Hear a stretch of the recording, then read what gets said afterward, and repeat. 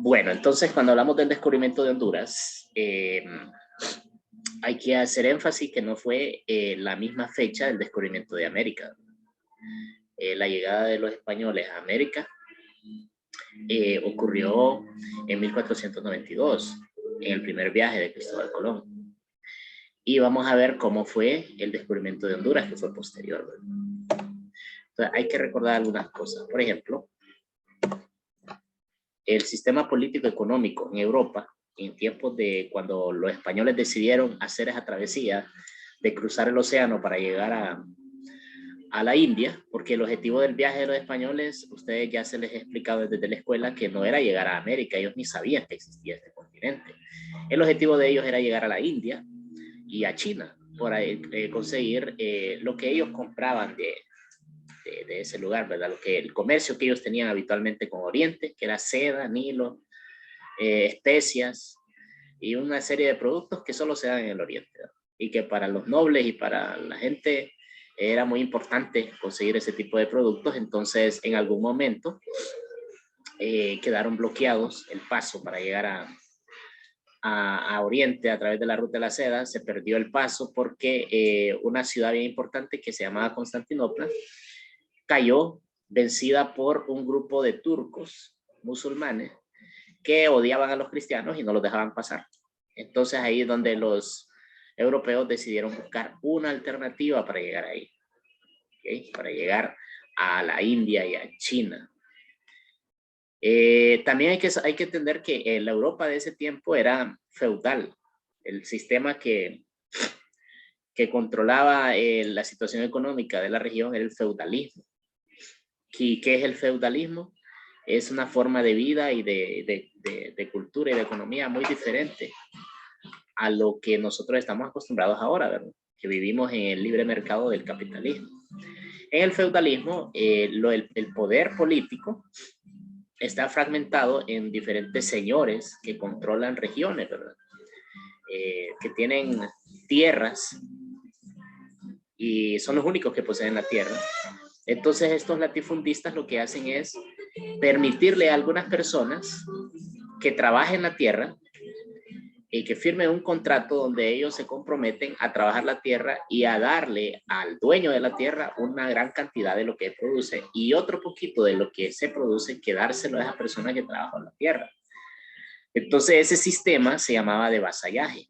Los vasallos trabajaban para un señor feudal y el señor feudal a cambio lo que les daba era la comida, la posibilidad de construir una casita ahí en la tierra, en las tierras de él, y también de protegerlos, ¿verdad? Porque la Edad Media era bastante insegura en el sentido de que si uno andaba solo por el bosque, lo secuestraban, lo mataban, le pasaba cualquier cosa. Entonces solo estaba seguro dentro del feudo, porque tenían murallas y tenían militares que protegían al señor feudal. Entonces, en ese contrato que tenían con el señor feudal, los vasallos también recibían protección, ¿verdad? También recibían protección. Este sistema poco a poco fue perdiendo influencia y fue desapareciendo. Fue decayendo a partir del siglo XIII. ¿Por qué? Porque las clases sociales en la historia también cambian. Surgió una nueva clase social llamada la burguesía, que es la que actualmente son los dueños de las empresas, ¿verdad? Las empresas más importantes. Y fue adquiriendo poder económico, influencia, y ellos no se conformaban con tener poder económico, sino que también querían tener poder político. ¿Okay? Entonces, esto de la burguesía hizo que muchos campesinos dejaran esas tierras donde vivían y trabajaban para un señor feudal y se fueran a trabajar a las primeras fábricas que empezaron a existir. Fueron a trabajar a las ciudades donde habían otro tipo de empleo, ¿verdad? No necesariamente siendo campesino que trabaja la tierra. Entonces así estaba Europa en el siglo XV, cuando Cristóbal Colón, que no era español, él era genovés, ¿verdad? Era de Italia, pero él llegó donde los reyes de Italia, de España, perdón, y les dijo, miren, tengo esta propuesta, podemos hacer este viaje a las Indias a través de navegar por el oeste. y darle la vuelta al mundo y llegar a la India. Entonces él lo propuso, primero se lo propuso a los portugueses, pero el rey Juan de Portugal dijo que no, que ellos ya habían hecho muchas inversiones en navegación para llegar ahí y no había sido rentable. Entonces lo que hizo Colón fue ir donde los españoles, donde los reyes católicos, que era Isabel de Castilla y Fernando de Aragón. Y ellos sí aceptaron. Ellos sí aceptaron, decidieron invertir para ver qué pasaba y al final le fue bien, le fue muy bien. La estrecha relación política y económica con Asia dependía en gran medida de las rutas hacia los principales destinos comerciales. Pero los conflictos políticos del siglo XV, como les dije, entre los turcos y los cristianos de Oriente, lo que ocurrió es que bloquearon la principal ruta terrestre entre Europa y Asia. Y era la única ruta, la ruta de la seda, porque luego están unas cadenas montañosas en los Cárpatos, que es imposible que las personas suban a través de esas montañas. O sea, la única ruta era por ahí y quedó bloqueada. Entonces lo que propició esto fue buscar rutas marítimas alternas. Y en parte ellos tenían como el coraje para hacerlo porque ya disponían de alguna tecnología y conocimiento de navegación que les hacía como estar más seguro de lanzarse al mar. Por ejemplo, aquí les puse la imagen de la brújula, la cual inventaron los chinos, pero se introdujo en Europa. La brújula es una pequeña aguja imantada que siempre indica dónde está el norte. Independientemente para donde usted se mueva, la brújula se mueve y señala el norte magnético del planeta. Entonces, este instrumento hace que uno no se desubique, aún estando en el océano, porque el problema es que cuando uno ya entra al océano, al alto mar, ya no encuentra un punto de referencia para saber dónde está. Y entonces muchos navegantes, cuando no tenían brújula, terminaban dando vueltas en el barco, navegando, dando vueltas, porque no sabían para dónde iban. O sea, no podían controlar su dirección. Entonces la brújula ayudó en este sentido. Otro instrumento que ayudó bastante en la navegación fue el astrolabio, que el astrolabio lo inventaron para poder llevar un control del movimiento de las estrellas. Porque ustedes, si lo han notado, las estrellas en el cielo, en el firmamento, se mueven en el transcurso de la noche. El que se mueve es el planeta Tierra, ¿verdad? Y las estrellas se van moviendo así en este sentido. Pero hay una estrella que es la que no se mueve porque coincide con el polo de la Tierra, que es la estrella polar.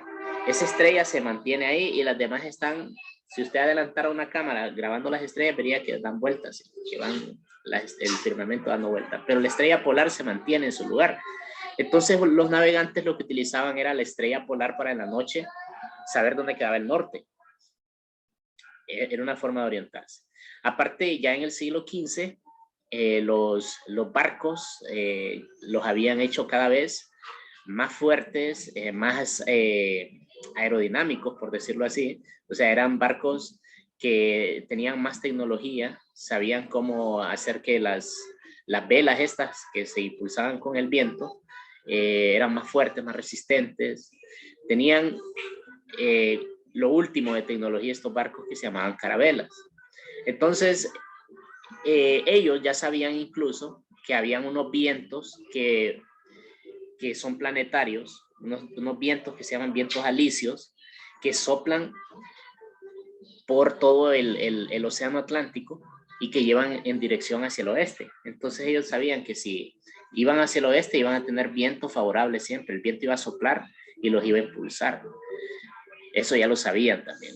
También Cristóbal Colón ya sabía que la Tierra era redonda. Mucha gente ya sabía que la Tierra era redonda, lo que pasa es que nadie lo había comprobado. Nadie lo había comprobado hasta que le dieron la vuelta al mundo. ¿Y quién fue el primero que le dio la vuelta al mundo? El primero que intentó darle la vuelta al mundo se llamaba Magallanes.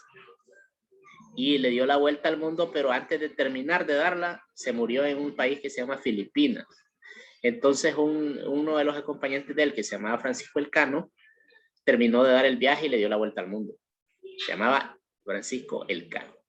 Y otro punto importante aquí que les puse fueron las cartas náuticas que utilizaban los navegantes como una especie de mapa del mar, que ellos ya habían desarrollado para dónde era más viable navegar. Bueno, entonces todo esto ellos les daba confianza para lanzarse a una aventura, ¿verdad?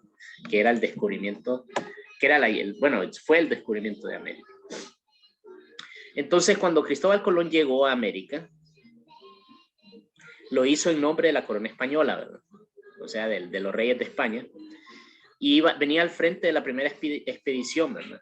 Él venía en un barco llamado, en la carabela que venía él, era un nao, que es un barco más grande que la carabela. Venían tres, la Pinta, la Niña y la Santa María. ¿Okay? Él venía en la Santa María. En la Pinta y la Niña venían de capitanes los hermanos Yáñez Pinzón, así se llamaban. Los reyes de Castilla y Aragón se llamaban Fernando e Isabel, ¿verdad? Ya les había comentado. Financiaron los viajes del navegante Cristóbal Colón. Cuando decimos financiaron es que pusieron el dinero, las carabelas, la comida y todo lo que se iba a necesitar, lo cual era un montonón de dinero, porque ellos estaban conscientes de que el viaje iba a ser largo y que tal vez iban a tardar más de un mes, o 2 meses, o 3 meses. Entonces tenían que llevar mucha comida. Colón realizó 4 viajes. En el primero llegó a la isla de las Bahamas. Actualmente le conocemos como isla de las Bahamas, ¿verdad? Pero en aquel entonces los indígenas que vivían ahí, que se llamaban los taínos, a esa isla la conocían como Guanajaní. Guanajaní. Ahí llegó por primera vez a América. Y luego a la isla de Cuba y a la isla de la Española, donde actualmente es República Dominicana y Haití. Ahí Colón le fue poniendo nombres a estos lugares, ¿verdad? Dependiendo, ¿cómo le llamamos a esto? Dependiendo, cada vez que los descubría, los rebautizaba. Por ejemplo, cuando llegó a Guanajaní, que actualmente lo conocemos como La Bahamas, Cristóbal Colón le cambió el nombre y le puso la isla de San Salvador. ¿Okay? Y cuando llegó a la isla donde está República Dominicana y donde está Haití, Colón le cambió el nombre. Me imagino que tenía un nombre indígena también, pero le puso La Española. Entonces es una costumbre de ellos irle cambiando el nombre a las islas, poniéndole el nombre. En el segundo recorrió las islas más grandes del Caribe. Y en el tercero recorrió las Antillas Menores, o sea, Dominica, Martinica, Guadalupe, todas esas islitas que están más al sur, hasta llegar a las costas venezolanas, ¿verdad? En la desembocadura del río Orinoco. Lo que pasa es que él llegó al río Orinoco, pero no se bajaron, no tocaron el suelo de Venezuela, solo se acercaron a donde desemboca el río. Por eso no se dice que ahí descubrió Venezuela, ¿verdad? Porque solamente pasó cerca de donde desemboca el río. Y en el cuarto viaje, ya ahí sí tocó las playas de Centroamérica.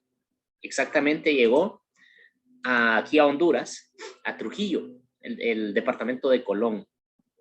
Y aquí no solo se detuvieron y se bajaron del barco, sino que hicieron la primera misa, lo cual es un símbolo cristiano sumamente importante en el catolicismo, y se hizo la primera misa en territorio americano.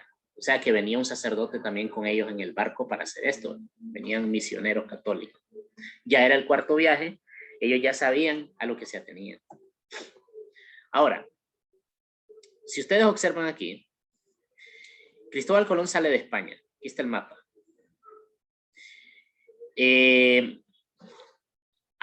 Atravesó el Océano Atlántico, llegó a estas islas de por aquí en el primer viaje. Luego a estas islas de por aquí, luego se vino por este lado y en el cuarto viaje fue que llegó a Honduras. ¿Okay?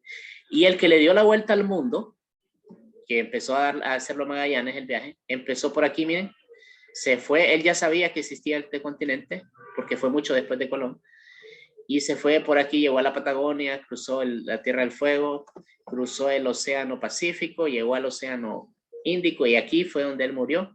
Pero su compañero siguió navegando, atravesó todo el Océano Índico, regresó al Atlántico y regresó a España. Y así le dieron una vuelta al mundo. ¿Okay? Entonces esto cambió todo, cambió el comercio, cambió la cultura, cambió muchas cosas de lo que se creía, se modificaron porque apareció un nuevo continente de la noche a la mañana. Los americanos no tenían ni idea que existía Europa. Los mayas y los aztecas ni sabían que existía otra gente en otro lado del mundo, ni los españoles y los europeos sabían que existía América. Se encontraron por sorpresa. Entonces, Colón emprendió su cuarto y último viaje a los 51 años de edad. O sea que cuando llegó a Honduras, ya era un señor bastante de edad, ¿verdad? Y eso fue en 1502. Él salió del puerto de Cádiz el 11 de mayo. Y después de enfrentar bastantes tormentas en el alta mar y varios problemas con sus barcos, hasta el 30 de julio de 1502 llegó a una isla que se conoce como Guanaja, que nosotros sabemos que pertenece al departamento de Islas de la Bahía. Ese nombre Guanaja también es de origen taíno, pero Colón le cambió el nombre y le puso la Isla de los Pinos. Recuerden que ya les dije que a él le gustaba cambiar el nombre a las islas, era una costumbre de ellos. Luego siguió su viaje y el 14 de agosto, entonces fue cuando llegó a Punta Caxinas, que ahí queda en Trujillo, en el departamento de Colón, y que aquí les puse esta fotito, para que ustedes la pueden ver. Esta es la bahía de Trujillo, y ahí está Punta Caxinas, donde llegó Cristóbal Colón. Ahí llegaron, se bajaron del barco e hicieron una misa. Esto fue sumamente importante porque fue la precuela, el conocimiento, la primera vez que llegan a un continente desconocido. Colón no sabía que había llegado a América. Él lo que creía es que había llegado a las islas de Zipango, cerca de Japón, y que estaba llegando cerca de la isla. O sea, andaba perdido. O sea, el Colón andaba perdido. Pero posteriormente los españoles se fueron dando cuenta que era un nuevo continente. Era un nuevo continente y que no tenía nada que ver con la India. Pero como no sabían al principio, nos dijeron indígenas, indios. Y nosotros realmente no somos de la India, somos, nuestros antepasados se les tiene que llamar indígenas, no indios, que no son de la India. Entonces eso es algo importante que hay que saber entender. Ahora, la asignación de ustedes es sencillito. Van a dibujar y colorear en el cuaderno los 4 viajes de Cristóbal Colón, y el contenido esta vez sí lo van a copiar, el contenido. El mapa que van a dibujar es este, y lo van a pintar. No es que lo van a ir a sacar copia ni que lo van a ir a imprimir, lo van a dibujar. Y van a utilizar 4 colores diferentes para hacer esta ruta. Aquí están los 4 viajes de Cristóbal Colón. El primero, pues, aquí está en color amarillo, tirando a anaranjado. El segundo está en rojo, el tercero está en morado y el cuarto está en verde. Y ustedes pueden ver que fue en el cuarto viaje, en 1502, que llegó aquí a Honduras. Después, Cristóbal Colón se fue hacia Gracias a Dios, y ahí fue cuando la leyenda dice de que les agarró ahí como una especie de tormenta tropical y no podían salir, y cuando salieron dijeron gracias a Dios que salimos de esas Honduras, y por ahí empezó el nombre de Gracias a Dios y el nombre de Honduras.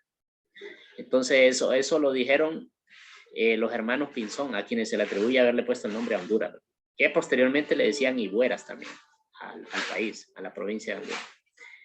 Ok, entonces, ¿tienen alguna pregunta? Voy a activar los micrófonos. ¿Tienen alguna pregunta, jóvenes?